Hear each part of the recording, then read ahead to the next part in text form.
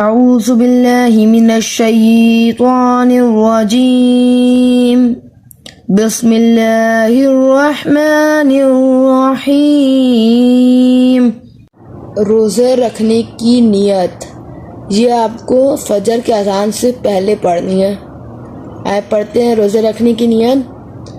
وَبِصَوْمِ غَدٍ نَوَيْتُ مِن شَهْرِ رمضان، یہ اس کی نیت ہے۔